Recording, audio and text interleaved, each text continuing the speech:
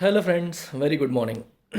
Announcing new batches from Monday for RBI Grade B, SEBI Grade A, NABARD Grade A. I am requesting all of you to think beyond bank PO and clerk.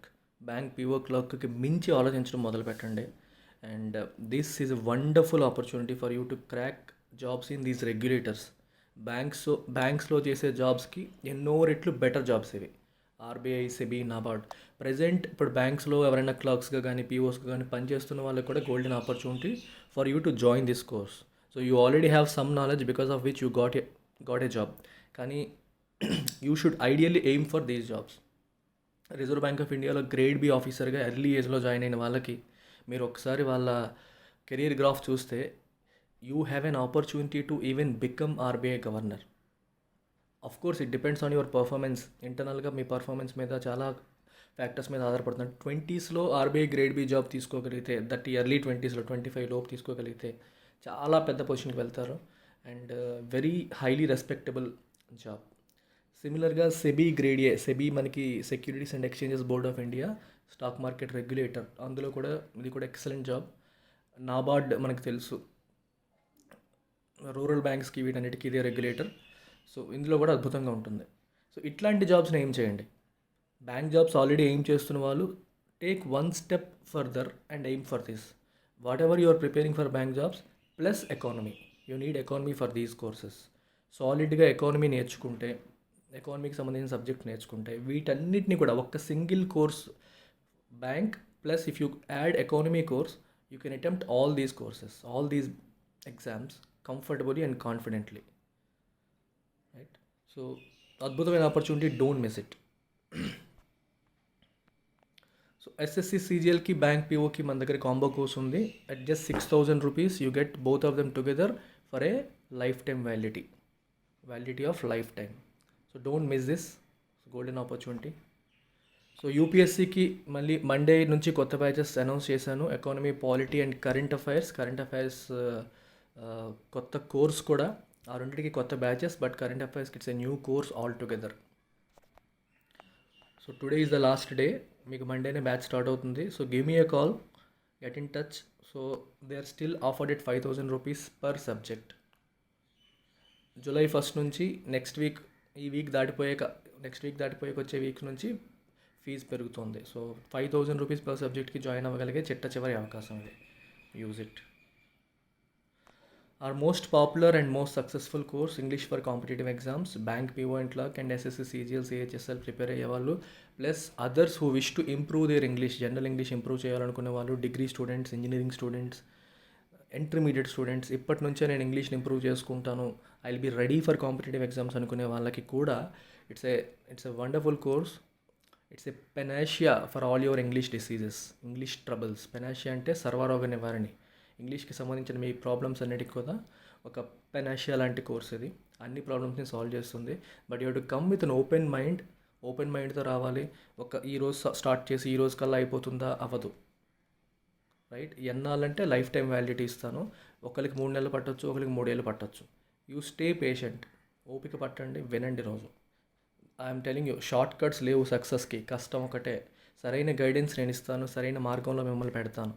But కష్టపడాల్సింది మీరు, follow అవ్వాల్సింది మీరు. Instructions నేను ఇస్తాను. Instructions follow అయ్యి కష్టపడి మీరు సాధించగలుగుతారు. That's my promise. So current affairs course గురించి చాలామంది మళ్ళీ అడుగుతున్నారు, సార్ ఓన్లీ ఎడిటోరియలే చెప్తారా? Current affairs course is not for editorial. Only editorial చెప్పడానికి కాదు. ఎండ్ టు ఎండ్ పేపర్లో మొదటి పేజ్ నుంచి చివరి పేజ్ వరకు ఎగ్జామ్ పాయింట్ ఆఫ్ వ్యూలో మీకు అవసరమైన ఆర్టికల్స్ అన్నీ కవర్ చేస్తాను. GS2, GS3, GS1, GS4, మీకు మెయిన్స్లో వచ్చే ప్రతి పేపర్కి ప్రతి ఆర్టికల్ దేనికి సంబంధించిందని చెప్తూ దాంట్లో ఉన్న జిస్ట్ని, ఎసెన్స్ని ఎక్స్ట్రాక్ట్ చేస్తూ మిమ్మల్ని అది ఎలా చదవాలి అని చెప్పి మీకు అలవాటు చేస్తాను. Right. So this is how this course will be run. And not just Hindu, I will take some articles from Indian Express, some from Business Line, some from Press Information Bureau. ఆ రోజు వచ్చిన వాటిలో రెలవెంట్ ఏదైతే ఉంటాయో అవి మాత్రమే తీసుకుంటాను. So that's how it happens. Okay. So don't miss this. దీనికి కూడా ఇనాగరల్ ఫీ లాగా మీకు 5,000కి వస్తుంది. జూలై 1st నుంచి మళ్ళీ జాయిన్ అయ్యే వాళ్ళకి fee will be revised. July 1st announce చేస్తాను ఎంత పెరుగుతుంది అనేది. That's it. Let's begin our editorial.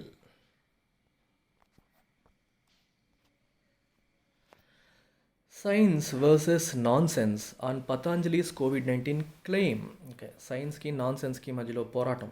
Patanjali కొరోనిల్, CORONIL, కొరోనిల్ అనే ఒక డ్రగ్ని ఇంట్రడ్యూస్ చేసింది. అండ్ అది దానివల్ల కోవిడ్-19 కంప్లీట్గా తగ్గిపోతుంది అని చెప్పి క్లెయిమ్ చేస్తుంది, చెప్తుంది.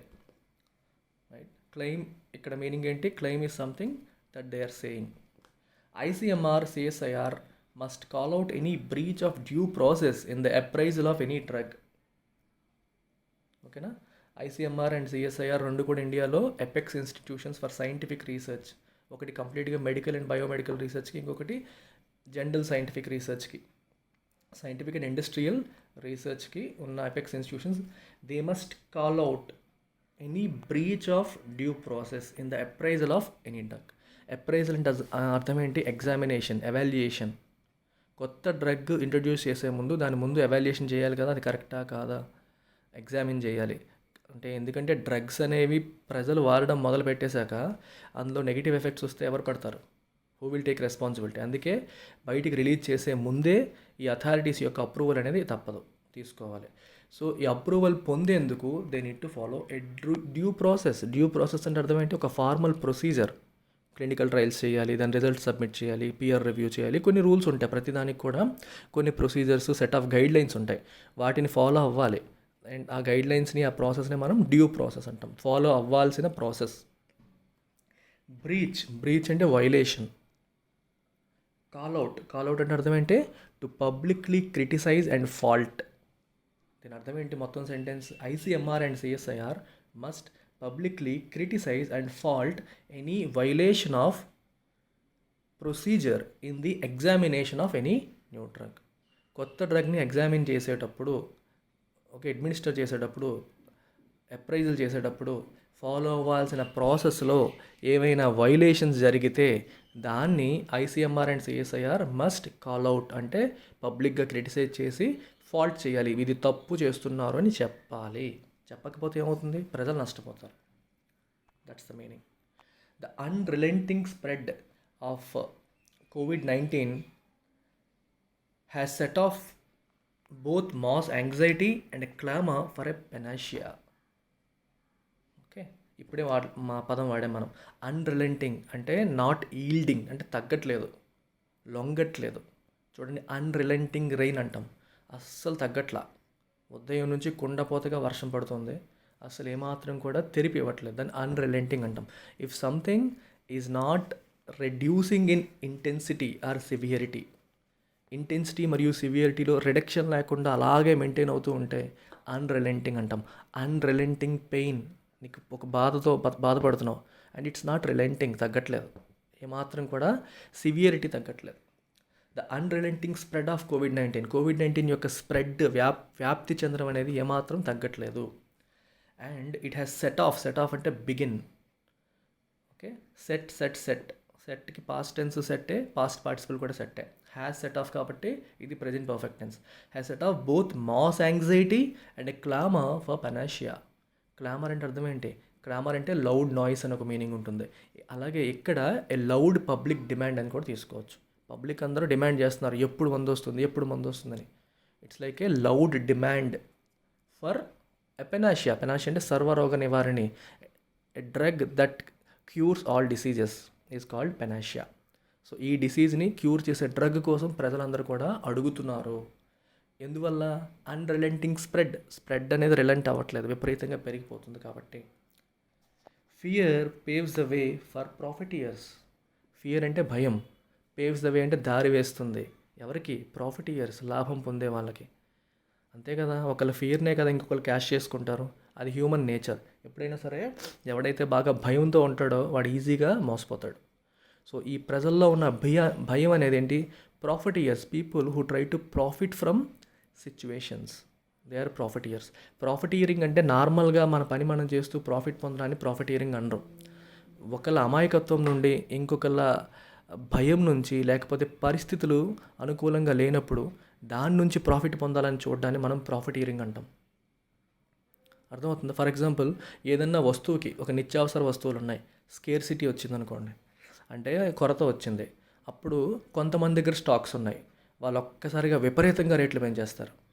అవి అందరికీ పేదవాడికి కూడా నిరుపేదలకు కూడా అవసరమైన వస్తువులు అవి. వాళ్ళ దగ్గర ఉన్నాయి, వాళ్ళు నార్మల్ ప్రాఫిట్లో అమ్మొచ్చు, తప్పులేదు.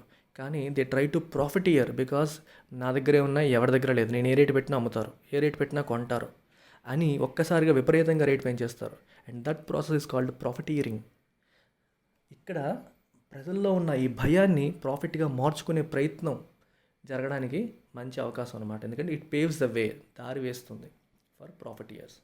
Patanjali Ayurved's recent claim of having discovered a cure and the publicity that this garnered, bypassing every regulatory requirement without any serious consequence so far, shows that India's regulatory checks and balances are wanting. చూడండి, పతంజలి ఆయుర్వేద్స్ రీసెంట్గా claim చేశారు. ఏమని claim చేశారు? Claim అంటే పబ్లిక్గా చెప్పడం. క్లెయిమ్కి చాలా meanings ఉంటాయి. క్లెయిమ్ అంటే పబ్లిక్గా చెప్పడం.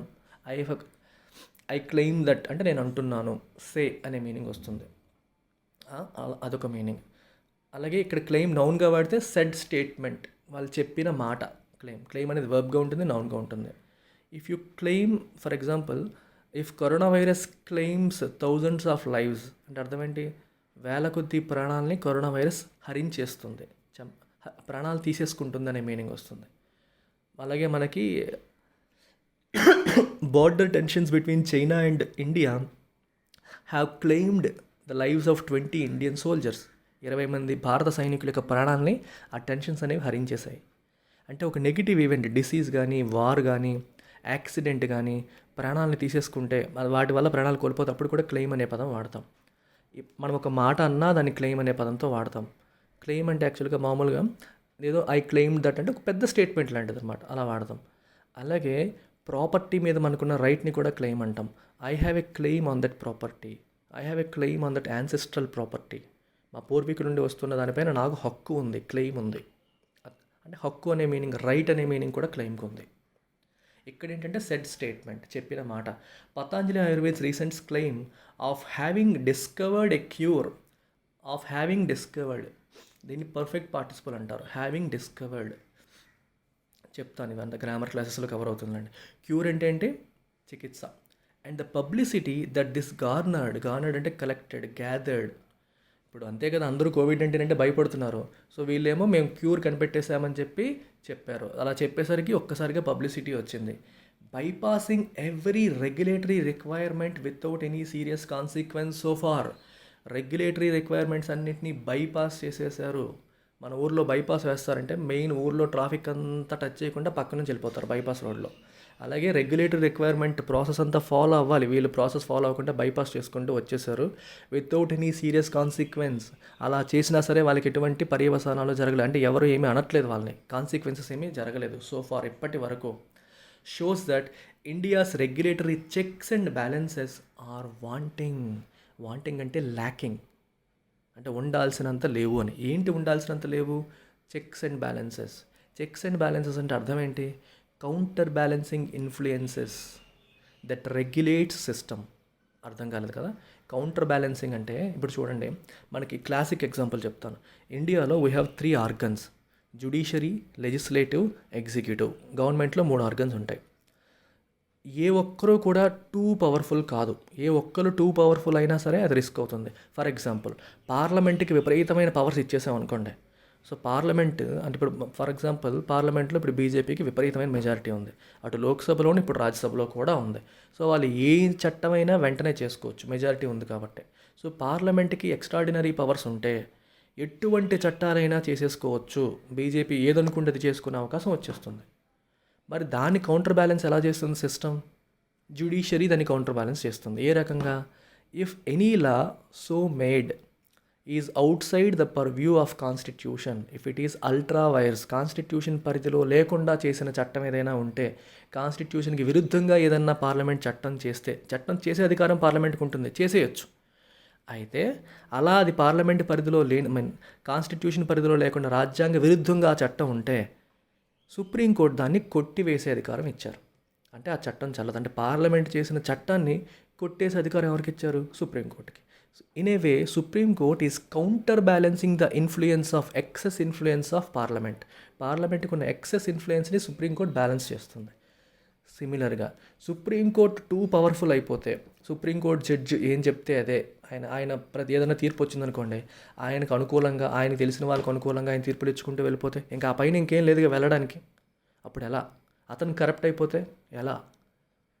అందరూ చివరిగా ఆధారపడేది సుప్రీంకోర్టు పైన. సుప్రీంకోర్టు జడ్జిలే కరప్ట్ అయిపోతే ఎవరైనా ఏం చేయగలరా? చెయ్యగలరు. ఎందుకంటే సుప్రీంకోర్టు జడ్జిని రిమూవ్ చేసే అధికారం పార్లమెంట్కి ఉంది. So in a way parliament has the counter balancing power to control supreme court. Control అంటే కంట్రోల్ అని కాదు, వాళ్ళు మేమేదన్నా చేయొచ్చు, మాకెవరు అడ్డు పెట్టరు అనుకోవడానికి లేదు. సుప్రీంకోర్టు జడ్జెస్ కరప్షన్ చేస్తే, అది ప్రూవ్ అయితే వాళ్ళని రిమూవ్ చేసే అధికారం పార్లమెంట్కి ఉంది. ఈ రకంగా చెక్స్ అండ్ బ్యాలెన్స్ అంటారు. సిస్టంలో ఏ ఒక్క సిస్టమ్ కూడా టూ పవర్ఫుల్ అవ్వకుండా దాన్ని కంట్రోల్ చేయడానికి సిస్టంలో ఉన్న వాటిని మనం చెక్స్ అండ్ బ్యాలెన్స్ అంటాం, కౌంటర్ బ్యాలెన్సింగ్ థింగ్స్. అందుకే India's regulatory checks and balances are wanting. ఇప్పుడు ఎవరైనా ఒక డ్రగ్ అథారిటీ కానీ, ఒక కంపెనీ కానీ, మేము అది చేస్తాం ఇది చేస్తాం అని చెప్పినప్పుడు అది కరెక్ట్ ప్రాసెస్ ప్రకారం ఉందా లేదా, there have to be some checks and balances.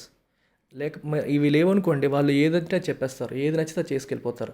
ప్రజలకి ఇంకా మోసం చేసి అమ్మేయచ్చు, ప్రజలు మోసపోవచ్చు, ప్రాణాలు కూడా పోవచ్చు. అందుకని we need to have certain checks and balances, something that stops, something that tells them ఈ ప్రాసెస్ ఫాలో అయ్యారా లేదా అని చెక్ చేసేవి, రైట్? అని చెక్ చేసే చెక్స్ అండ్ బ్యాలెన్స్ అనేవి మస్ట్ అనమాట. Regulatory checks and balances are wanting అంటే ల్యాకింగ్, ఉండాల్సినంతగా లేవు అనేది మనకి తెలుస్తుంది. ఎందుకంటే పతంజలి పబ్లిసిటీ మేము మొత్తం క్యూర్ కనిపెట్టేసామని చెప్పేసింది, పబ్లిసిటీ చేసేసింది, అండ్ మొత్తం అంతా రెగ్యులేటర్ రిక్వైర్మెంట్ అంతా కూడా బైపాస్ చేసుకొని వెళ్ళిపోయింది వితౌట్ ఎనీ కాన్సిక్వెన్స్. దీని అర్థం ఏంటి? Checks and balances are not sufficient, ఇనఫ్గా లేవు అని అర్థం అనమాట. The company said in Haridwar that its product Coronil had cured everyone in a clinical trial.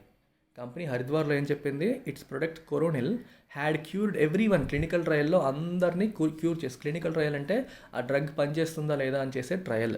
ఆ ట్రయల్లో ఎవరెవరైతే పార్టిసిపేట్ చేశారో అందరికీ తగ్గిపోయింది అని చెప్పింది. While quackery and the potency of magic drugs are a part of life in India, its declarations could not be ignored because of the tremendous influence its products wield and its claim to have proved the product through a clinical trial which makes it open to evaluation by the standards of modern medicine. దీని meaning చూడండి. The company ఏం చెప్పింది? Cure చేసిందని చెప్పింది. Quackery అంటే అర్థం ఏంటి? మీకు చూడండి, నేను డాక్టర్ని అని చెప్తూ చాలామంది వైద్యం చేస్తూ ఉంటారు. యాక్చువల్గా వాళ్ళు ఎంబీబీఎస్ చదివి ఉండరు, లేదా ఆయుర్వేదం కూడా చదివి ఉండరు, ఏమీ చదవకుండా, ఏ నాలెడ్జ్ లేకుండా నేను ఒక డాక్టర్ని అంటూ వైద్యం చేస్తూ మనకి తెలియని మందులేవో ఇస్తూ ఉంటారు. వాళ్ళని మనం క్వాక్స్ అంటాం. Quackery is practice of false practice, fake practice of something. అంటే someone who pretends to be a doctor, who shows himself up as a doctor, బయటికి డాక్టర్ లాగా చూపిస్తాడు కానీ he is not a doctor. అలాంటివి మన ఇండియాలో చాలామంది కొల్లలో ప్రజలు కూడా తెలియదు. డాక్టర్ గారు చెప్పారు అంటారు. మా మిస్సెస్ యాక్చువల్గా క్యాన్సర్ స్పెషలిస్ట్ కదా, తనకి ఈ ఇన్సిడెంట్స్ చాలా ఎక్కువగా వస్తాయి.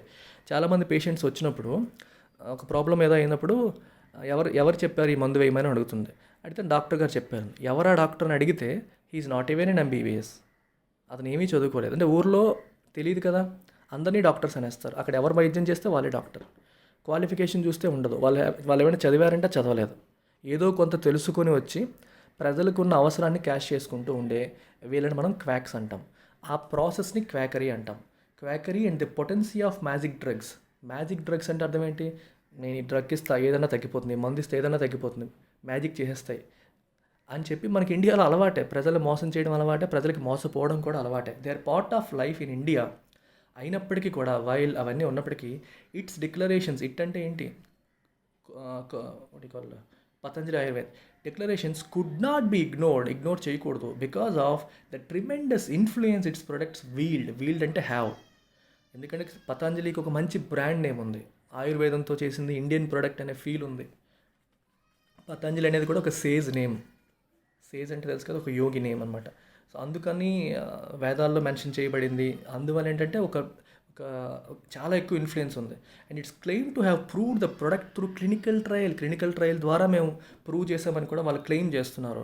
Which makes it open to evaluation by the standards of modern medicine. Clinical trials ద్వారా చేసామని చెప్పినప్పుడు ఎవాల్యుయేషన్ చేయడంలో తప్పులేదు కదా. సో మోడర్న్ మెడిసిన్కి ఎలా ఎవాల్యుయేట్ చేస్తామో దీన్ని కూడా అలాగే ఎవాల్యుయేట్ చేయొచ్చు, ఎందుకంటే పబ్లిక్గా వాళ్ళు క్లెయిమ్ చేశారు కాబట్టి. As it now emerges, the company has probably misrepresented the drug's efficacy. Efficacy అంటే effectiveness అంటే its power of producing desired result. అర్థమవుతుందా? డిజైర్డ్ రిజల్ట్ ప్రొడ్యూస్ చేయడానికి దానికి ఉన్న పవర్నే మనం ఎఫికసీ లేదా ఎఫెక్టివ్నెస్ అంటాం. యాజ్ ఇట్ నౌ ఎమర్జెస్, ఇప్పుడు కొత్తగా ఏం తెలుస్తుందంటే కంపెనీ హ్యాస్ ప్రాబబ్లీ మిస్రిప్రజెంటెడ్, ఆ డ్రగ్ యొక్క ఎఫెక్టివ్నెస్ని మిస్రిప్రజెంట్ చేసింది, తప్పుగా చెప్పింది. The clinical trial tested the drug on 45 and another 50 were administered a placebo. 45 మంది పైన కోరోనిల్ డ్రగ్ ఇచ్చి క్లినికల్ ట్రయల్ చేశారు. ఇంకో 50 మందికి ప్లెసిబో ఇచ్చారు. ప్లెసిబో రిప్రజెంట్స్ లుక్స్ లైక్ ఏ డ్రగ్. ప్లెసిబో అంటే అర్థం ఏంటంటే ఒక యాక్చువల్ డ్రగ్ లాగే ఉంటుంది. వాళ్ళకి ఇస్తారు పేషెంట్కి, కానీ వాళ్ళకి ప్లెసిబో ఇచ్చామని చెప్పరు. యాక్చువల్గా లోపల షుగర్ కానీ స్టార్చ్ కానీ ఉంటుంది, అందులో ఏ మందు ఉండదు. It doesn't have anything. థెరప్యూటికల్గా అంటే మనకి థెరపీ పరంగా అంటే ఫిజియోలాజికల్ రిలీఫ్ ఇచ్చే ఎటువంటి పదార్థం దాంట్లో ఉండదు. అందులో ఓన్లీ సైకలాజికల్ ఇంపాక్ట్. మందు ఇస్తున్నాను అని చెప్పి మనం ఇస్తాం కదా, పేషెంట్ ఏంటి నేను మందు వేసుకుంటున్నాను, ఇది వేసుకుంటే నాకు తగ్గిపోతుందని సైకలాజికల్గా ఇంపాక్ట్ ఫీల్ అవుతాడు. ఆ రకంగా అతనికి తగ్గొచ్చు. ప్లెసిబోస్ని ఎలా వాడతారంటే మెడికల్ రీసెర్చ్లో వాడతారు. ఇప్పుడు ఫర్ ఎగ్జాంపుల్ ఇప్పుడు ఇదే కేసు తీసుకోండి. కొరోనిల్ ఉంది, ఒక ప్లెసిబో ఉంది. ప్లెసిబో అంటే మందు కాదు, కానీ కొరోనిల్ ట్యాబ్లెట్ ఏ రూపంలో ఉంటుందో ఇది కూడా అదే రూపంలో తయారు చేస్తారు. లోపల షుగర్ కానీ ఏదో పెట్టేస్తారు. సో పేషెంట్కి తెలియదు. కొరోనిల్ వేసుకునేవాడు ప్లెసిబో వేసుకునేవాడు ఇద్దరు కూడా కొరోనిలే వేసుకున్నాడు అనుకుంటారు. వాళ్ళకి తెలియదు, చెప్పరు, చెప్పకుండా ఇస్తారు. ప్లెసిబోని ఎందుకు ఇక్కడ ఇస్తున్నారు అంటే ఇప్పుడు కొరోనిల్ వల్ల తగ్గిందా, ఓన్లీ సైకలాజికల్గా దాన్ని ఫీల్ అవ్వడం వల్ల తగ్గిందా చెక్ చేయడం కోసం. అందుకే న్యూ డ్రగ్ ట్రయల్స్లో దీన్ని వాడతారు. ఎందుకంటే ఈ సైకలాజికల్ ఎఫెక్ట్ కూడా మనకి జబ్బులు తగ్గించేస్తుంది. అందుకే ప్లెసిబో ఒకవైపు ఇస్తారు. ఇద్దరికి తగ్గింది అనుకోండి, మరి ఈ డ్రగ్ వల్ల వచ్చిన ఎక్స్ట్రా తగ్గింపు ఏముంది? ప్లెసిబో ఇచ్చినోడికి మందు ఇవ్వలేదు, మనం ఓన్లీ మందు లాంటిది ఇచ్చాం, అయినా తగ్గిపోయింది. అంటే సైకలాజికల్ ఇంపాక్ట్ వల్ల తగ్గింది కానీ ఈ డ్రగ్ వల్ల తగ్గింది కాదు అనేది అక్కడ ఎస్టాబ్లిష్ అవుతుంది. అందుకనే డ్రగ్ ట్రయల్స్లో వీటిని వాడుతున్నారు. ఇప్పుడు మోడర్న్ సైంటిఫిక్ రీసెర్చ్లో పీపుల్ ఆర్ యూజింగ్ ప్లెసిబోస్. అర్థమైందా? Something that resembles a drug but it is not a drug. It is intended to give only psychological effect on the patient. Psychological effect ఇస్తుంది తప్పితే physiological effect అంటే physiological అంటే తెలుసు కదా, medicine పరంగా మనకి తగ్గదు వాళ్ళకి. అంటే వాళ్ళకి ఇన్ఫ్యాక్ట్ ఉపశమనం అనేది ఆ రకంగా లభించదు. సైకలాజికల్ ఎఫెక్ట్ మాత్రమే వస్తుంది. All of the participants had tested positive for the virus. అంటే అందులో పార్టిసిపేట్ చేసిన వాళ్ళందరూ వైరస్ ఉన్న వాళ్ళే. On the third day 31 who were given the drug recovered. కోరోనిల్ ఇచ్చిన వాళ్ళలో 31 మంది, 45 మందికి ఇచ్చారు, 31 మంది రికవర్ అయ్యారు మూడో రోజు. And 25 of those on the placebo recovered. 50 మందికి ప్లెసిబో ఇచ్చారు, అందులో కూడా 25 మంది రికవర్ అయిపోయారు. That is not a measurable improvement considering the small number enrolled in the trial. అది మెజరబుల్ ఇంప్రూవ్మెంట్ కాదు, ఎందుకంటే తక్కువ మంది, 45 మంది 50 మంది చిన్న నెంబర్ కాబట్టి. మోర్ ఓవర్ ఇంకా దేవర్ మైల్డ్లీ సిమ్టమాటిక్. వాళ్ళ సిమ్టమ్స్ కూడా స్ట్రాంగ్గా లేవు, మైల్డ్గా ఉన్నాయి. Ramdev claimed that by the 7th day all had recovered. Baba Ramdev ఏమన్నారు, 7వ రోజుకి అందరూ రికవర్ అయిపోయారని చెప్పి ఆయన క్లెయిమ్ చేస్తున్నాడు. If this also included all those on the placebo then it further weakens the claim that it was the drug alone that worked. ఆయన అందరూ recover అయ్యారనే మాట అన్నారు కదా, అంటే 50 మరియు 45, ప్లెసిబో ఇచ్చిన 45, 50 కొరోనిల్ ఇచ్చిన 50 మంది అందరూ రికవర్ అయిపోతే, ఒక రకంగా అయిపోతే ఆయన క్లెయిమ్ ఇంకా వీక్ అయిపోతుంది. అందువల్ల డ్రగ్ వల్లే వర్కౌట్ అయిందని ఎలా తెలుస్తుంది? అందుకే ఇక్కడ చెప్పారు క్లియర్గా, it further weakens the claim that it was the drug alone that worked. అంతే కదా, డ్రగ్ ఒకటే పనిచేసింది అనే క్లెయిమ్ని అది ఇంకా ఫర్దర్ వీకెన్ చేస్తుంది. ఈ సెంటెన్స్ అనేది is a classic case of weakening claim. మీకు క్రిటికల్ రీజనింగ్లో వస్తాయి మీకు మెయిన్స్లో. ఇది బెస్ట్ ఎగ్జాంపుల్ అనమాట. ఇలాంటి వాటిని మీరు డైరెక్ట్గా ఇవ్వచ్చు, క్లియర్గా అర్థమైపోతుంది కదా. ఎందుకంటే ఇది కొంతమందికి ఇచ్చారు, అది కొంతమందికి ఇచ్చారు, అందరూ రికవర్ అయిపోయారు, మా డ్రగ్ స్ట్రాంగ్గా ఉంది అని చెప్తున్నాడు ఆయన.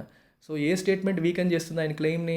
ఎందుకంటే ఈ ప్లెసిబో ఇచ్చిన వాళ్ళు కూడా వాళ్ళ కూడా తగ్గిపోయింది. సో డ్రగ్ వల్లే తగ్గింది అనే క్లెయిమ్ అక్కడ స్ట్రెంథెన్ అవ్వట్లా, వీకెన్ అవుతుంది. వీకనింగ్ స్టేట్మెంట్ అనమాట ఇది. The doctors in the trial have spelt out on the clinical trials registry the process they would employ to test the drug. Spell out అంటే to say something క్లియర్గా చెప్పడాన్ని మనం spell out అంటాం. Can you spell it out అంటే క్లియర్గా చెప్పవా అని అర్థం. ఒక విషయం చెప్పారు డీటెయిల్డ్గా క్లియర్గా చెప్పడాన్ని స్పెల్ అవుట్ అంటాం. ఆ ట్రయల్లో పార్టిసిపేట్ చేసిన డాక్టర్స్ అందరూ కూడా మొత్తం ప్రాసెస్ని క్లియర్గా చెప్పారు. The process they would employ to test the drug అంటే డ్రగ్ని టెస్ట్ చేయడానికి వాళ్ళు ఏ ప్రాసెస్ అయితే ఎంప్లాయ్ చేస్తారో ఏదైతే చేస్తారో దాన్ని క్లియర్గా చెప్పారు. But said they had neither publish their results nor submitted it for peer review. కానీ వాళ్ళ రిజల్ట్స్ని పబ్లిష్ చేయలేదు, పబ్లిష్ చేయలేదు nor submitted it for peer review. Submit చేయలేదు కూడా. దేనికి? పియర్ రివ్యూకి. పియర్ రివ్యూ అంటే అర్థమైంది. Who is a peer? Someone who is of similar age, similar social status, similar educational qualification. దాన్ని మనం పియర్ అంటాం. అంటే ఇక్కడ పియర్ రివ్యూ అనేది ఎందుకు చేస్తారంటే సైంటిఫిక్ రీసెర్చ్లో కానీ మెడికల్ రీసెర్చ్లో కానీ మనకి ఎనీ రీసెర్చ్ డాక్యుమెంట్ ఎవరైనా సబ్మిట్ చేసి దాన్ని ఎవరైనా పబ్లిష్ చేయాలి, జర్నల్స్ ఏమైనా పబ్లిష్ చేయాలంటే it has to follow A process. నీలాంటి వాళ్ళు కొంతమంది దాన్ని సర్టిఫై చేయాలి. దాన్ని పియర్ రివ్యూ అంటారు. మనం కొత్తగా ఒకటి కనిపెట్టాం. ఫర్ ఎగ్జాంపుల్ నేను కొత్తగా ఒక విషయం మీద రీసెర్చ్ చేసి రీసెర్చ్ రిపోర్ట్ రాశాను and I want to publish it. Before you publish it has to go through peer review process. Peer review అంటే నీ పొజిషన్లో నీలాగే రీసెర్చ్ చేస్తున్న వాళ్ళు దాన్ని చూడాలి. చూసి ఇందులో ఇంతకు ముందు ఏదో కాపీ కొట్టి నువ్వు పెట్టేస్తావు అనుకో, వాళ్ళు ఐడెంటిఫై చేసేస్తారు.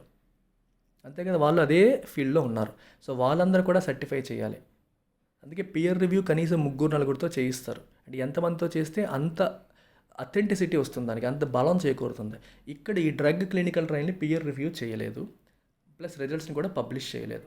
Therefore the companies claim of a cure by all accounts was a clear subversion of scientific process. Subversion అంటే అండర్మైనింగ్. ఈ సబ్వర్షన్ మనం ఎలక్షన్స్ విషయంలో కూడా మాట్లాడాం. మణిపూర్ ఎలక్షన్స్ విషయంలో కూడా ఈ పదం వాడాం.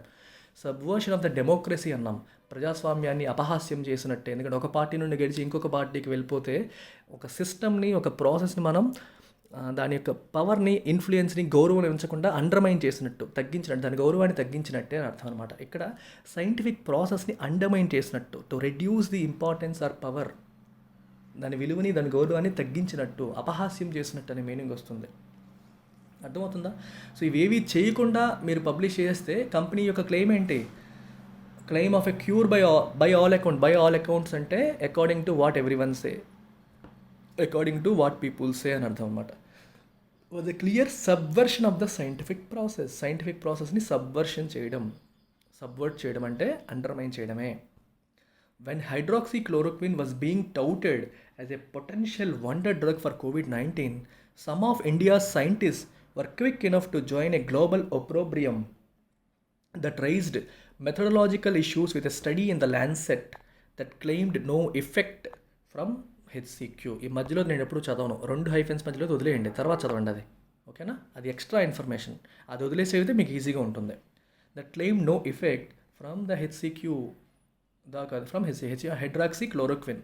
హైడ్రాక్సీక్లోరోక్విన్ వాజ్ బీయింగ్ టౌటెడ్ అంటే advertised, right? Was advertised as a potential wonder drug for కోవిడ్-19కి అది వండర్ డ్రగ్ అని మనకి ట్రంప్ అక్కడ అమెరికాలో దాని గురించి ఎక్కువగా మాట్లాడడం వల్ల డిస్కషన్ జరిగాయి.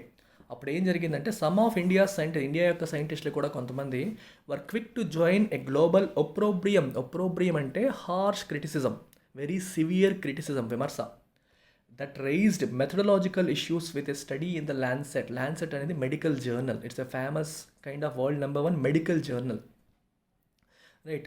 అందులో ఒక స్టడీ పబ్లిష్ చేశారు. ఆ స్టడీలో ఏం చెప్పారంటే హైడ్రాక్సీక్లోరోక్విన్ వల్ల ఉపయోగం లేదు. దట్ క్లెయిమ్డ్ నో ఎఫెక్ట్, దానివల్ల ఎఫెక్ట్ లేదు, ఉపయోగం లేదు.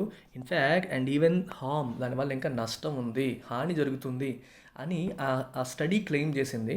అయితే ఇండియాలో ఉన్న కొంతమంది సైంటిస్టులతో పాటు ప్రపంచంలో చాలామంది ఆ స్టడీలో మెథడలాజికల్ ఇష్యూస్ని రైజ్ చేశారు. అంటే స్టడీ ఎలా పబ్లిష్ చేశారు, what is the process that you follow to publish this study, ఎంతమంది శాంపుల్స్ చూశారు, ఎంతమంది పేషెంట్స్ మీద రీసెర్చ్ చేశారు, ఎంతమందిని చూసి ఈ ఫైండింగ్కి వచ్చారు అనే విషయంలో వాళ్ళు ఫాలో అయిన మెథడాలజీ మీద సీరియస్ క్వశ్చన్స్ని రైజ్ చేశారు, ప్రశ్నలు లేవనెత్తారు ఇండియాలో ఉన్న కొంతమంది సైంటిస్టులు కూడా. The study was retracted as it relied on a spurious database. Retracted అంటే వెనక్కి తీసుకోబడింది.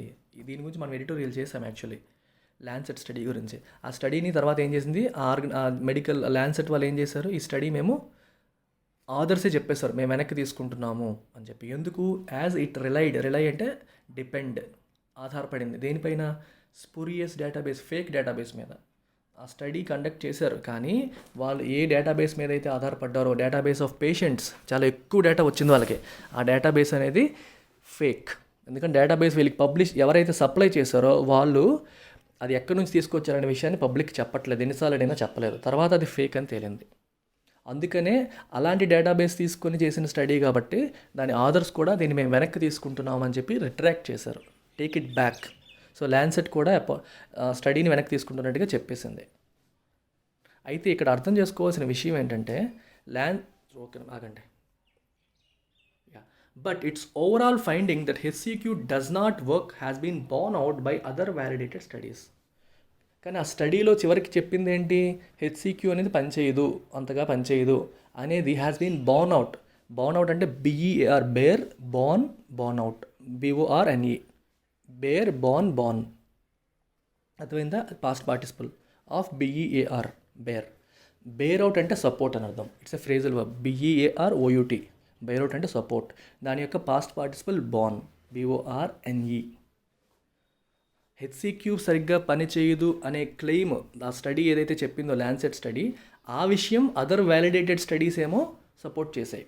అంటే ల్యాన్సెట్ వాళ్ళు చివరగా చెప్పిన ఓవరాల్ ఫైండింగ్ అనేది కరెక్టే, అవుట్కమ్ అనేది కరెక్టే, కానీ ప్రాసెస్ తప్పు అనే విషయాన్ని అందరు సైంటిస్టులు కూడా క్రిటిసైజ్ చేశారు.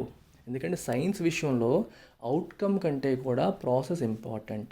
ఎందుకంటే కొన్నిసార్లు ప్రాసెస్ తప్పు అయినా సరే అవుట్కమ్ కరెక్ట్గా వచ్చే సందర్భాలు ఉంటాయి. అలాగని చెప్పి అవుట్కమ్ కరెక్ట్గా ఉందని చెప్పి మనం తప్పుడు ప్రాసెస్ని ఎంకరేజ్ చేస్తే రేపు పొద్దున్న అదే తప్పుడు ప్రాసెస్తో తప్పుడు రిజల్ట్ వస్తుంది, ప్రజలు దాన్ని ఫాలో అయ్యి నష్టపోతారు.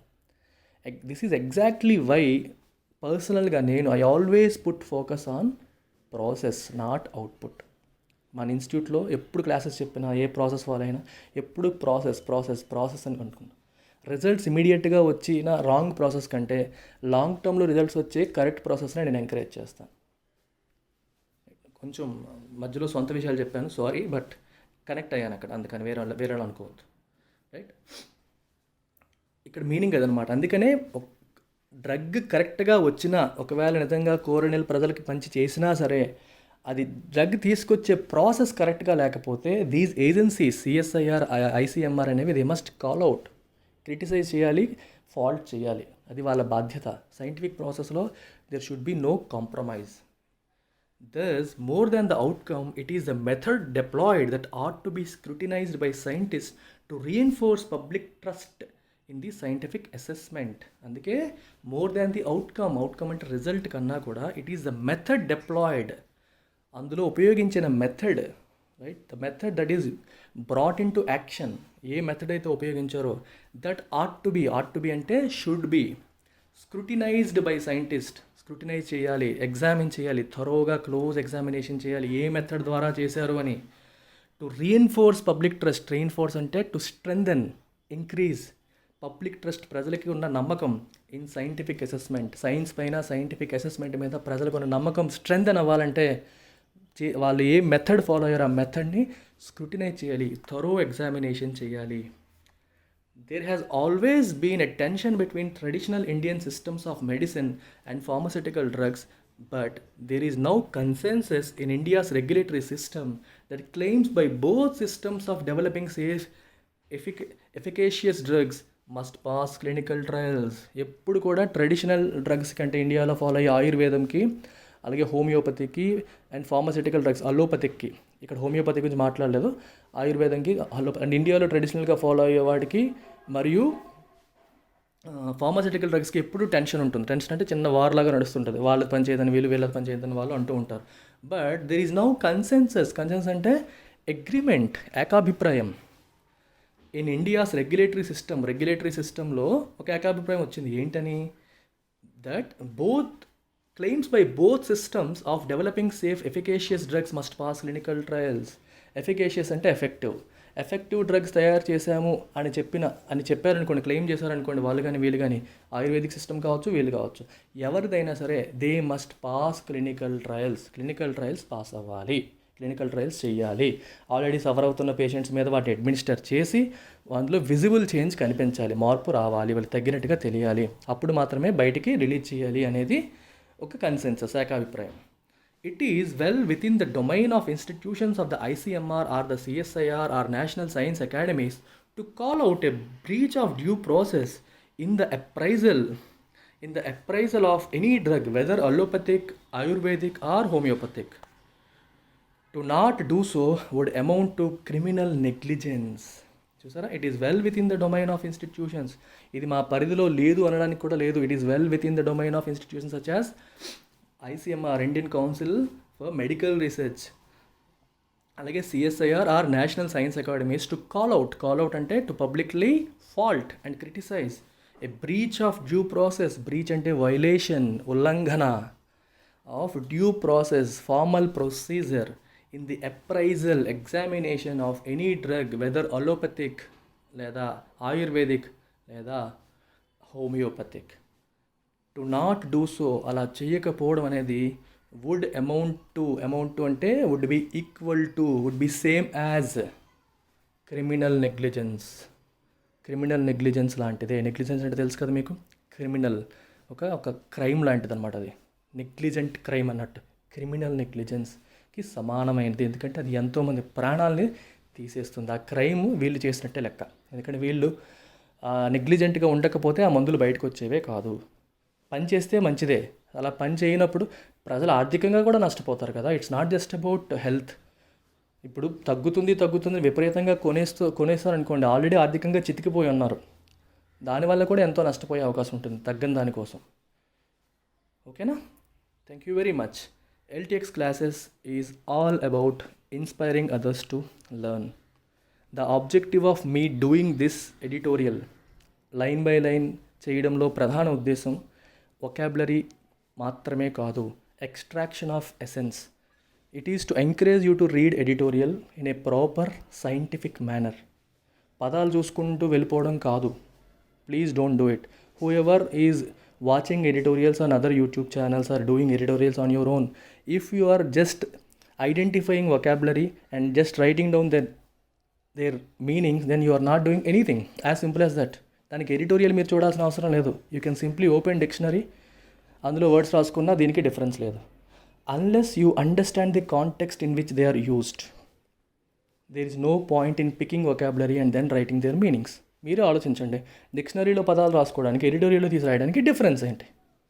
Unless you read the entire editorial and understand the context in which they are used.